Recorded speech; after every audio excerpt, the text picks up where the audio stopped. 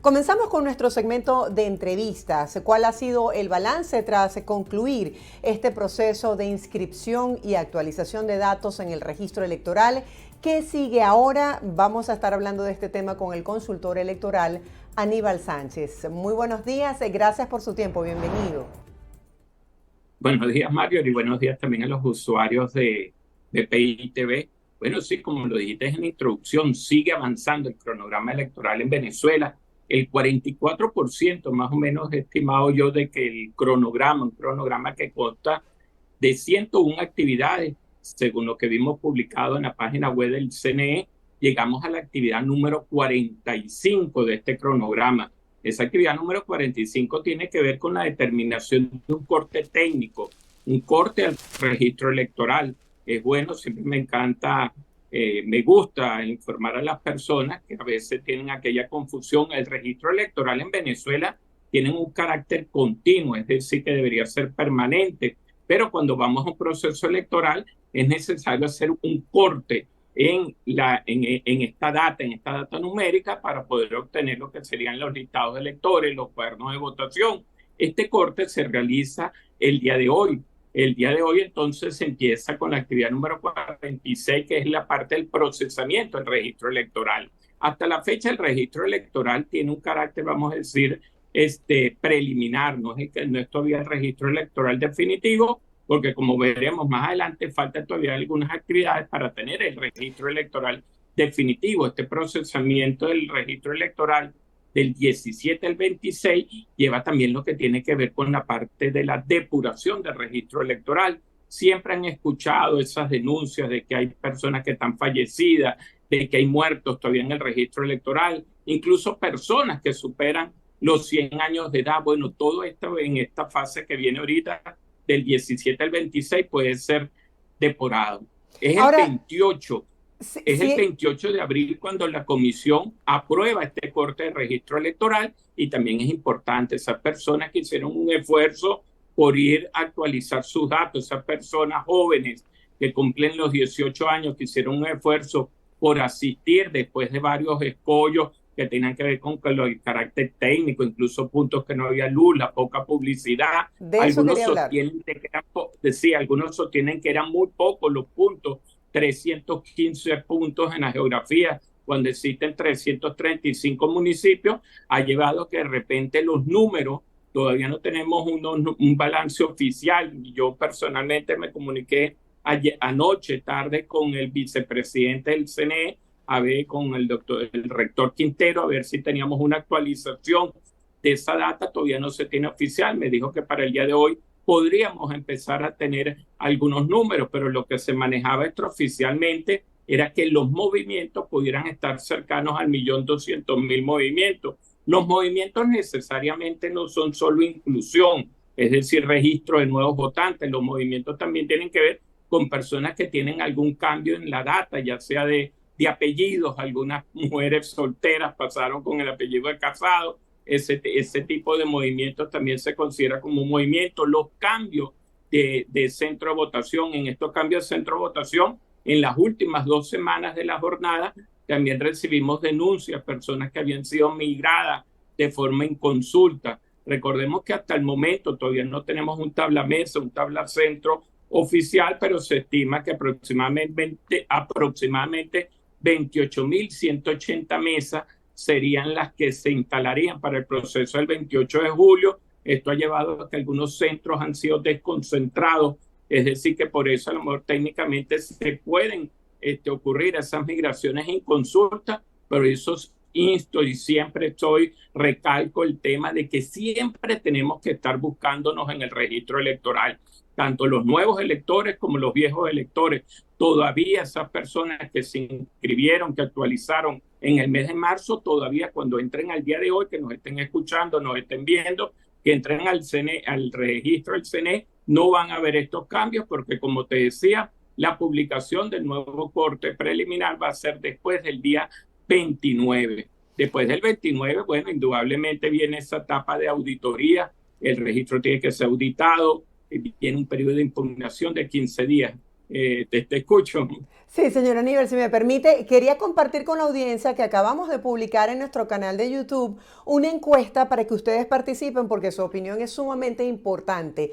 ¿Pudo hacer su inscripción o actualización de datos a través del registro electoral? Muy sencillo, sí, no, y al final de la entrevista estaremos compartiendo los resultados. Quisiera que habláramos un poco acerca de cómo han calificado lo que ha sido este proceso. Dicen que se han presentado muchísimos obstáculos, muchas dificultades, y esto lo hemos visto sobre todo, por ejemplo, en países como Argentina, donde venezolanos reportan que además de las horas que han tenido que conducir por los pocos centros o puntos para hacer esta actualización, habían problemas de electricidad. Entonces, bueno, gente a las 5 de la mañana haciendo una cola impresionante sin poder cumplir con ese objetivo de cambiar un dato en su registro electoral. Coméntanos un poco acerca de estos percances.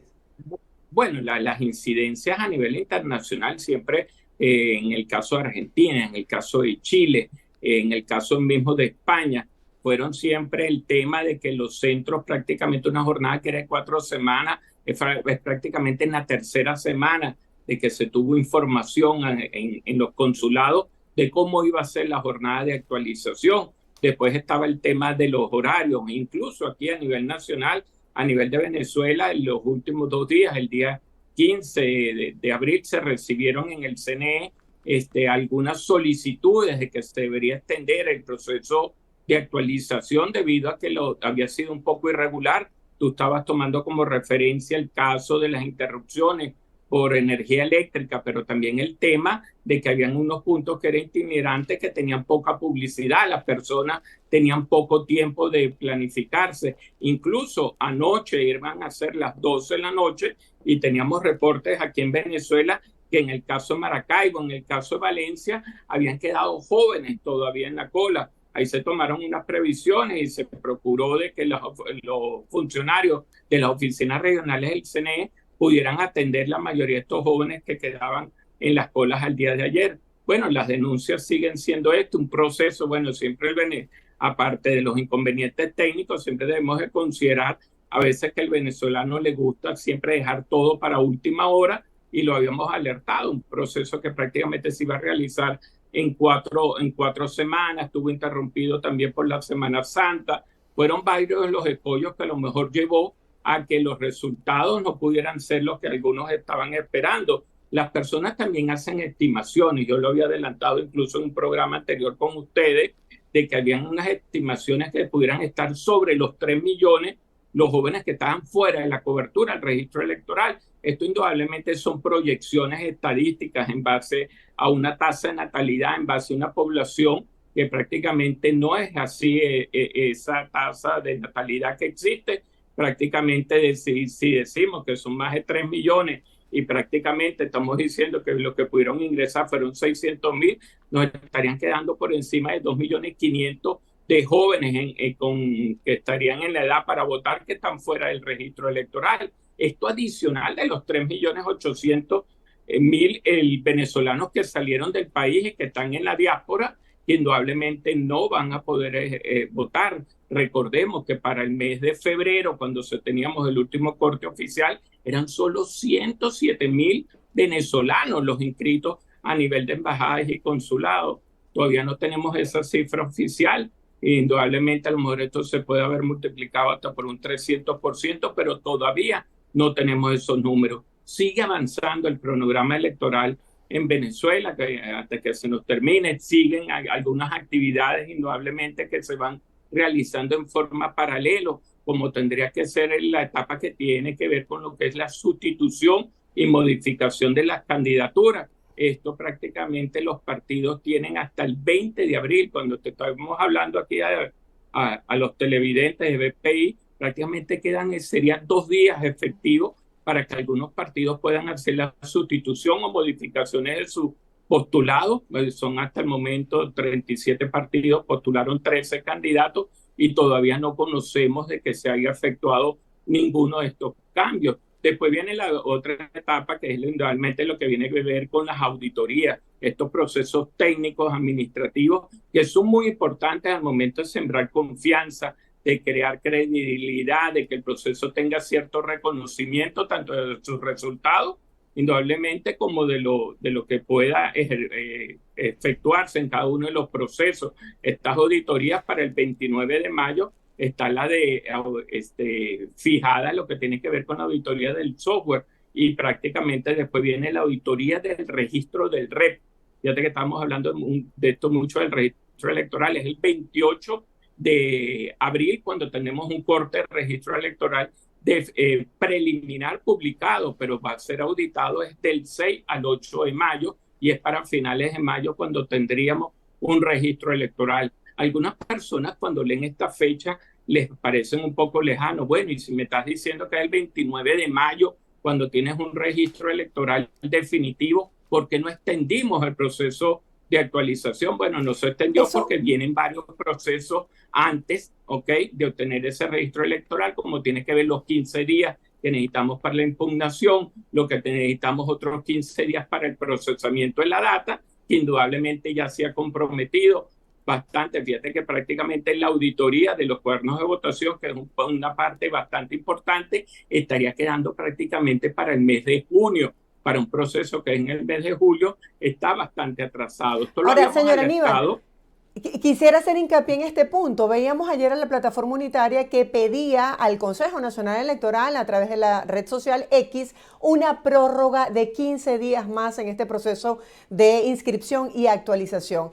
¿Es esto posible? ¿Existe algún precedente en la historia de Venezuela en esta materia donde se pueda dar una extensión?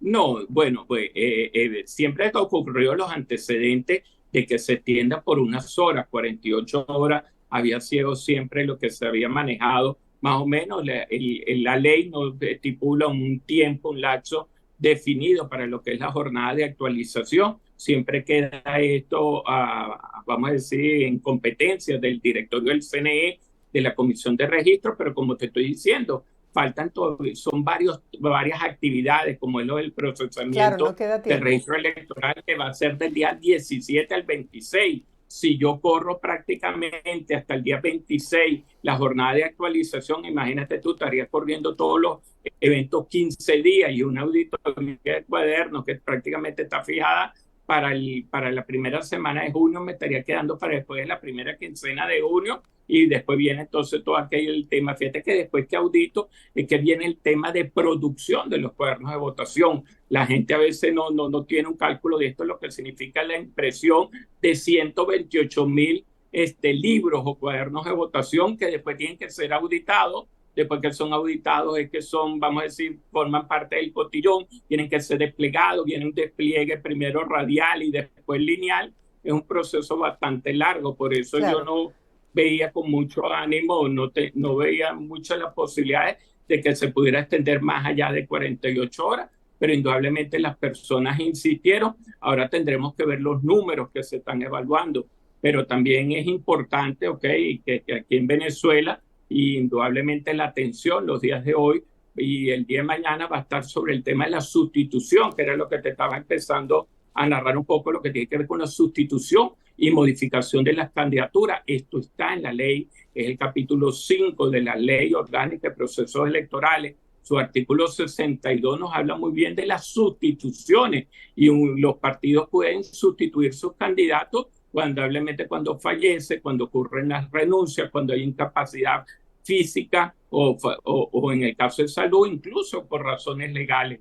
Cuando el tiempo para informarle al elector pudiera ser poco, el CNE y los partidos tienen que tomar las previsiones. Por eso, indudablemente, aunque no está en la ley, se fijó en el cronograma el 20 de abril como la fecha tope para que las sustituciones que realicen los partidos se vea reflejado en la boleta. Cualquier cambio que yo realice de candidatura hasta 10 días antes, como dice el artículo 63, no se vería reflejado en la boleta electoral. Es decir, el elector, cuando vaya a confrontar la máquina de votación, va a estar viendo en la cara de Aníbal y de repente él quería votar era por Marjorie. Entonces tenemos que nosotros empezar a explicar que los votos que emitan por Aníbal Sánchez van a ser computarizados, totalizados para Marjorie.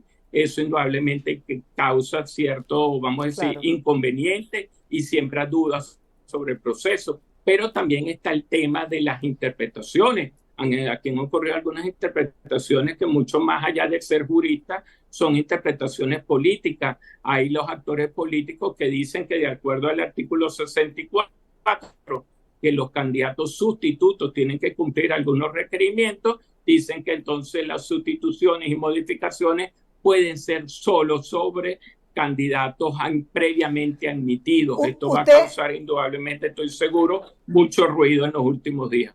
Usted decía algo muy importante, quedan tan solo 2 días para hacer esta sustitución de candidatos. Nos escriben por YouTube y, por cierto, recuerdo la encuesta que está activa en este momento mientras llegan los números oficiales.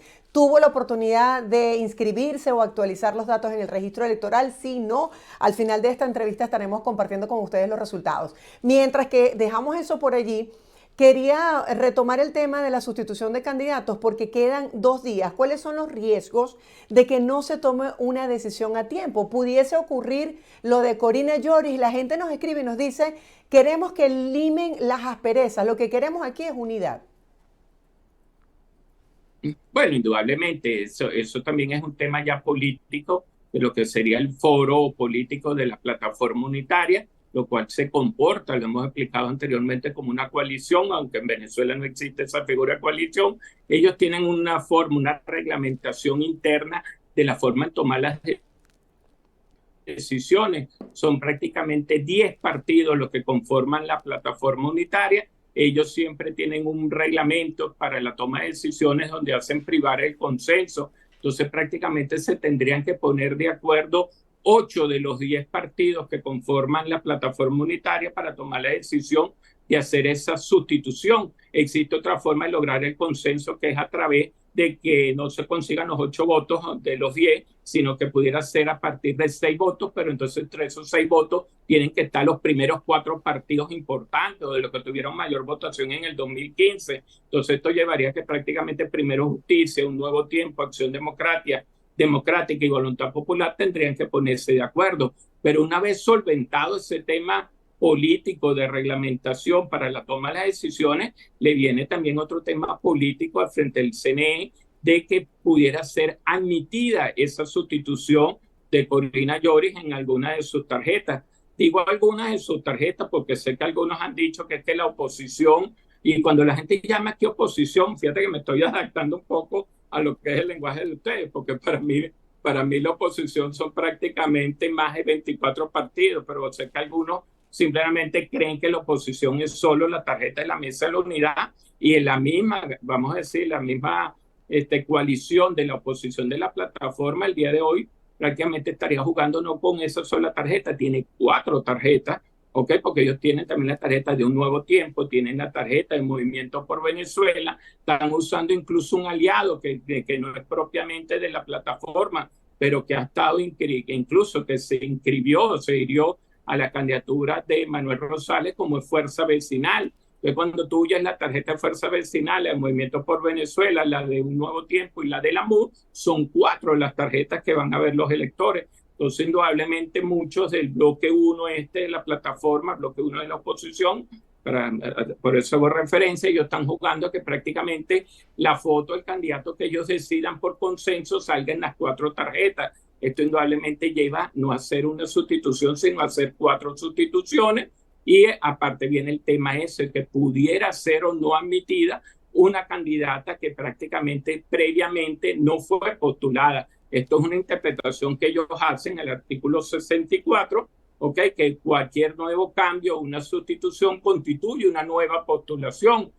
Es indudable, cuando uno lee el espíritu del legislador que hizo este artículo 64, deja la cabida a que pudiera ser un candidato totalmente nuevo, porque dice, cuando sea un candidato que previamente no fue admitido, si me dice eso, de previamente no fue admitido, es porque deja la posibilidad de que pudieran hacerse sustituciones sobre candidatos que no estaban admitidos. Pero indudablemente aquí sí entramos a un problema jurídico que probablemente tendría que llevar un recurso de interpretación de la Sala Constitucional, y no me llevaría sorpresa a que la interpretación diga que no puede ser cambiado este candidato. Entonces eso va cerrando un poco las posibilidades de que sea Corina Yoris la sustituta del Mundo González, que es el candidato que está presentado por la Mesa de la Unidad. Después viene la decisión de un Nuevo Tiempo, si Nuevo Tiempo hace esa sustitución una vez es admitida el cambio del Mundo por Cori, ya es una decisión de un Nuevo Tiempo. Igualmente tendrá que tomar la decisión Fuerza Vecinal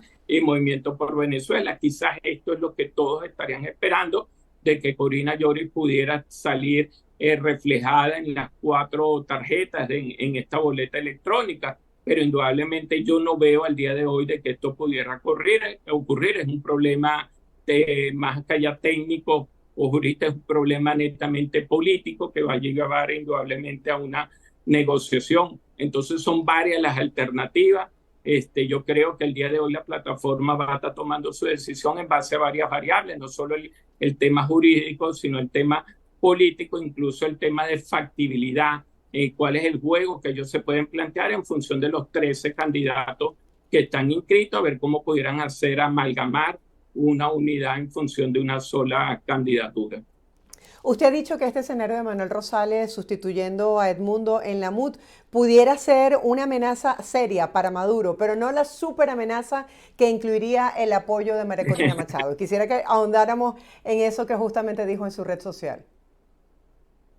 Sí, esto lo leíste seguro en mi tweet. Existen sí. cuando nos planteamos cuando nos planteamos indudablemente lo que se llaman los escenarios. Son varios los escenarios y uno tiene que plantearse escenarios tanto para el gobierno, que indudablemente los manejan ellos a través de lo que figura que llamamos el War Room o su cuarto de guerra, donde indudablemente ellos van diseñando una estrategia de respuesta a cada uno de los factores que se van presentando. Yo tengo un escenario que para el gobierno que lo llamamos la superamenaza. Ustedes se imaginan cuando tienes prácticamente una intención de voto sobre el 70%, tienes una desaprobación de gestión sobre el 81% y todo ello confluyen de que puedas presentar una candidatura unitaria, nunca va a ser única, pero sí unitaria, en función de 4 tarjetas y que encima de eso ese candidato pudiera llevar indudablemente el apoyo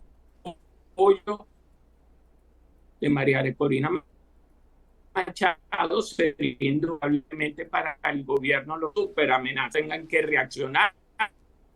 Y es ahí cuando pudiera ocurrir lo que algunos estamos temiendo, de que ellos pudieran activar algún otro escenario contra la tarjeta de la Mesa de la Unidad o incluso alguna persecución, algunos mecanismos de coerción contra el mismo que sea el candidato, incluso los adeptos, los que estén desplegados en esta campaña. Existen otros grados intermedios donde probablemente Manuel Rosales pudiera ser el candidato presentado por las 4 tarjetas, pero que no lleve el respaldo de María Corina Machado. Indudablemente esto sería una amenaza igualmente para el gobierno, pero no del mismo nivel que cuando lleva el apoyo de María Corina Machado. Y indudablemente esto lleva algunas indudablemente va a llevar algunas respuestas desde el sector del gobierno. Entonces, vamos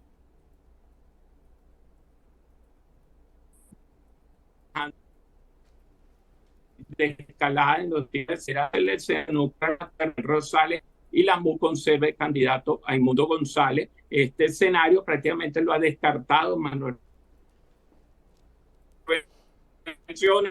También hay problemas a nivel del teatro operaciones, de las comunicaciones, porque algunos han desvirtuado, han vinculado o sacado del contexto algunas declaraciones de Manuel Rosales que él ha dado acerca de dónde se generan estos ataques a la misma oposición, de cuáles son los que estuvieran tomando algunos atajos, de cuáles son las personas que están fomentando abstención, y esto indudablemente ha llevado a que se cree una atmósfera que no es precisamente la que todos estamos esperando en función de que se pudieran dar acuerdos unitarios. Han ocurrido también incluso llamados de sectores independientes de la necesidad de firmar un pacto de gobernabilidad, un acuerdo político que nos pudiera llevar a un gobierno de transición, porque yo siempre recalco mucho, no son solo 2 candidatos o un candidato y una sustituta en la que pudieran estar en juego. Son 13 las opciones electorales que existen, 12 son de oposición. En este escenario de fraccionamiento es prácticamente muy difícil, es cuesta arriba de que se pueda lograr un cambio. Incluso el tema, nunca podemos separar el tema de lo que tiene que ver con los programas de vigilancia, de custodia del voto. Me preocupa, fíjate, cuando estamos hablando, se cerró el registro electoral preliminar, viene un corte y yo todavía no escucho un balance de las personas que han sido contactadas para hacer lo que es los programas de defensa del voto a través de los miembros en mesa. Casi 8.000 electores, amigas, van a integrar esas 28.180 mesas y todavía no hay un operativo para contactarlos, para adiestrarlos, para acreditarlos. Y eso preocupa mucho porque prácticamente el desarrollo del buen trabajo no puede diseñar los mejores protocolos de auditoría, los mejores protocolos de seguridad a nivel informático, pero prácticamente la operación manual que se realiza en la mesa descansa mucho sobre lo que son los miembros, y esto es bastante importante, sobre todo para esas personas que les encanta hablar de garantías, de condiciones electorales. En el aspecto de las garantías y condiciones electorales, una buena noticia es que siguen llegando a Venezuela las misiones exploratorias de la Unión Europea, de la OEA, del CELAC, que prácticamente estarían respondiendo a una invitación que hizo el CNE para desplegarse en unas misiones de observación electoral con todas las limitaciones que pone la ley venezolana, que solo contempla veeduría nacional y acompañamiento electoral. Señor Aníbal, gracias por acompañarnos. Le revelo a usted y a la audiencia el resultado de esta encuesta que hicimos. Exactamente. Mientras que lleguen los números oficiales, vamos a compartir lo que fue la experiencia de la audiencia. 31%, acaba de subir, me informan, a 33% las personas que sí pudieron hacer esta actualización e inscripción en el registro electoral, y cerca de 69% las que dijeron que no pudieron hacer esta inscripción o actualización de datos. Repito, 33%. Rapidito. Y bueno, la mayor cantidad de gente dijo que no. Fíjate, pero para soportarte algo que te da en esos números, unos números, fíjate, que pudiéramos decir que estadísticamente acuerdan con los resultados de la jornada, porque si te estoy diciendo que se esperaban movimientos de 3.500.000 y prácticamente los números dicen que solo 1.200.000 lo lograron, estaríamos hablando prácticamente de un 30%, y prácticamente eso compagina mucho con los resultados de tu encuesta, aunque fue hecha de una forma precisamente con poca base estadística.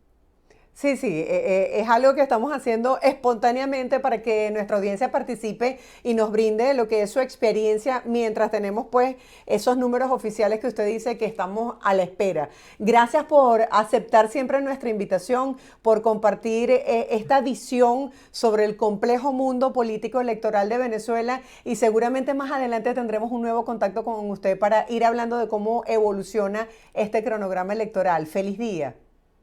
Seguro, estamos totalmente a la orden, y buenos días a todos. Muchas gracias. Era Aníbal Sánchez, consultor electoral, acompañándonos el día de hoy para hablar de estos temas de interés.